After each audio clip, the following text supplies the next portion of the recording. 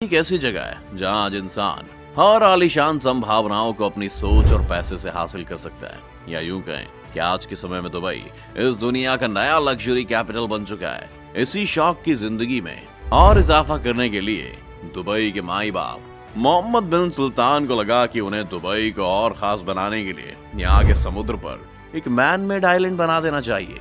शायद वो समुद्र और बीच की रेत से ऊब गए थे, इसीलिए वो इन दोनों को मिलाकर कुछ नया करना चाह रहे थे, यानी रेत और पत्थर को मिलाकर समुद्र के बीच में एक आइलैंड बनाना। खैर, अब सुल्तान ने सोच लिया है तो उसे किसी भी तरह से पूरा करना ही होगा। यही सोच के वहाँ के इंजीनियर्स काम पर लग गए। आगे क्या हुआ वो कहानी भी बहुत अजीबोगरीब है, इसीलिए बने रहिए हमारे साथ इस वीडियो के अंत तक। अगर शुरू से शुरू किया जाए तो अपने तेल के भंडारों के लिए मशहूर दुबई के ऊपर एक खतरा मंडराने लगा था। खतरा था तेल के खत्म हो जाने का। इसी खतरे से बचने के लिए ये फैसला लिया गया कि दुबई को एक टूरिस्ट प्लेस के रूप में विकसित किया जाएगा। ऐसा नहीं था कि इससे पहले लोग दुबई नहीं जाते थे, लेकिन उनका टारगेट था आने वाले लोगों की संख्या में 4 गुना इजाफा करने का। पर समुद्र के बीच एक आइलैंड बनाना बहुत ही मुश्किल काम था।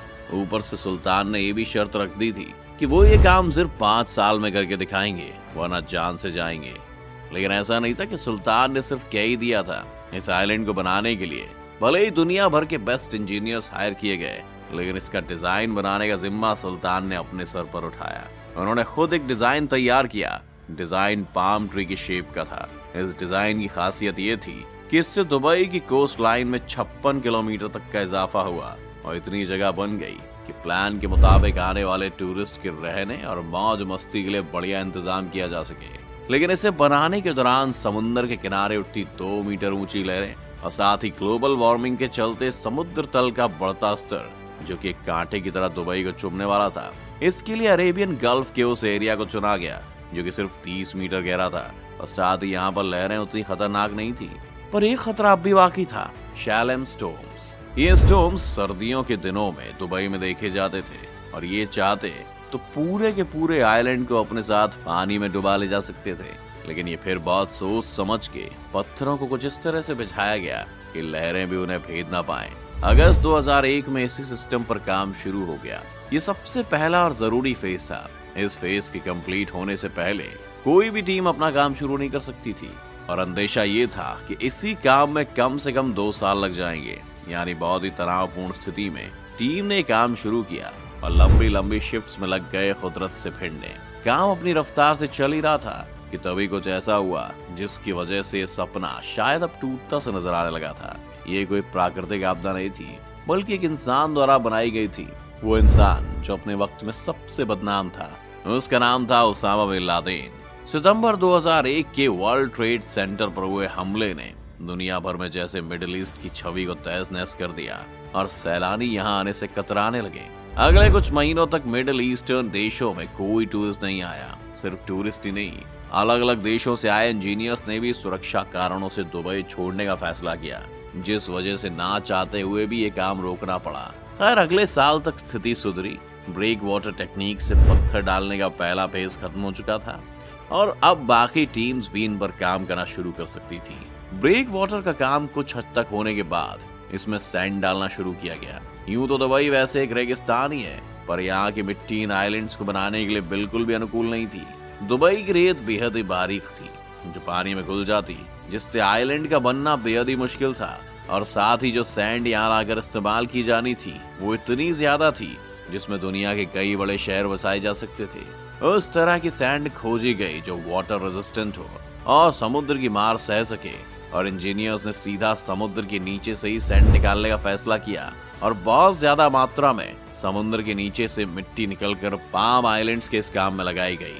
अगली चुनौती थी इस जटिल डिजाइन को समुद्र पर उतारने की। इतने बड़े स्ट्रक्चर को पाम ट्री के शेप में बनाने की वजह से गलतियां होना लाजमी था। इस समस्या से निपटने के लिए दुबई के पास अपने खुद के सैटेलाइट्स थे, जिनकी मदद से अंतरिक्ष से इस पूरे डिजाइन को मॉनिटर किया जा सकता था। सैटेलाइट की मदद के लिए 5 लोगों की एक टीम नियुक्त की गई जो रोज इस आइलैंड के आसपास की जगहों से ऊपर स्पेस में सिग्नल भेजा करती, जिस वजह से इसे ट्रैक कर पाना और भी आसान हो गया। जनवरी से अक्टूबर आते आते वक्त बदला और परेशानियां भी, क्योंकि इस आइलैंड को बनाने के लिए सिर्फ 5 साल का वक्त दिया गया था। तो डिजाइनिंग के वक्त काफी चीजों का ख्याल नहीं रखा गया, जिसमें से एक था स्टैग्नेंट वाटर। स्टैग्नेंट वाटर, अब भला ये क्या है? अपनी इस अनोखी शेप के कारण आइलैंड के आसपास का पानी अच्छी तरह से बाहर फ्लो नहीं कर रहा था। फिर इससे जूझने के लिए ये तय हुआ कि इस ब्रेक वाटर में 2 कट्स लगाए जाएंगे, जिससे कि पानी का फ्लो ना रुके। ठीक 2 साल गुजरने के बाद यानी अगस्त 2013 में अब इंजीनियर्स के पास वो जमीन थी जिस पर आगे का काम किया जाना था। पहला काम था यहाँ की बिल्डिंग्स को खड़ा करना। और अगर आम जमीन की बात करें तो मकान खड़ा करने के लिए नींव का मजबूत होना बहुत ही जरूरी है। पर जहाँ पूरा आइलैंड ही रेत और पत्थरों से बना हो, वो भी समुद्र के ऊपर, वहाँ नींव डालने लायक ठोस जमीन कहाँ से लाई जाए? जमीन को और ठोस बनाने के लिए 8 महीने की कड़ी मेहनत से आइलैंड पर 2 लाख के करीब गड्ढे खोदे गए, जिससे कि सतह आपस में और अच्छे से जुड़ने लगी। ये तरीका इतना कारगर साबित हुआ कि ओरिजिनली 60,000 लोगों की कैपेसिटी के लिए डिजाइन किया गया ये आइलैंड अब 1.2 लाख लोगों के रहने के लिए विकसित किया जाने लगा।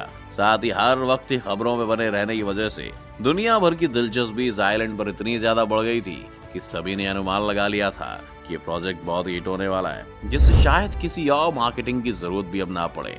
2006 में आइलैंड के बनते ही जो यहाँ पर बिल्डिंग्स खरीदने की ओर लगी, वो तो सोच से भी परे थी। कभी नामुमकिन से लगते इस प्रोजेक्ट को जैसे ही पब्लिक के लिए खोला गया तो 3 दिन में ही यहाँ की सारी बिल्डिंग्स बिक गईं। जी हाँ, यहाँ किसी नई रिलीज हुई फिल्म टिकट्स की नहीं, रियल एस्टेट की बात हो रही है।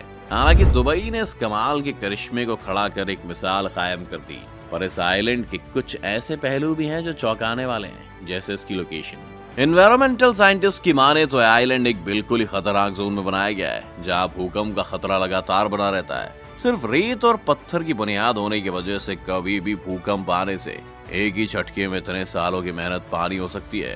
पर दुबई को अपने इस प्रोजेक्ट पर पूरा विश्वास है और इनके हिसाब से इस आइलैंड को बचाने के लिए जो भी उनसे बन पड़ेगा वो कोशिश करने के लिए तैयार हैं। वैज्ञानिक अभी भी इस पर बटे हुए हैं कि इन आइलैंड्स का फ्यूचर क्या होगा। क्या किसी तरीके से इन्हें बचा लिया जाएगा या इनका मुकद्दर बस अब इतना ही था? आपको क्या लगता है कि ग्लोबल वार्मिंग की वजह से बढ़ते हुए समुद्र के जल स्तर के कारण क्या ये मैन मेड आइलैंड डूब जाएगा या नहीं? आप अपनी राय हमें कमेंट में जरूर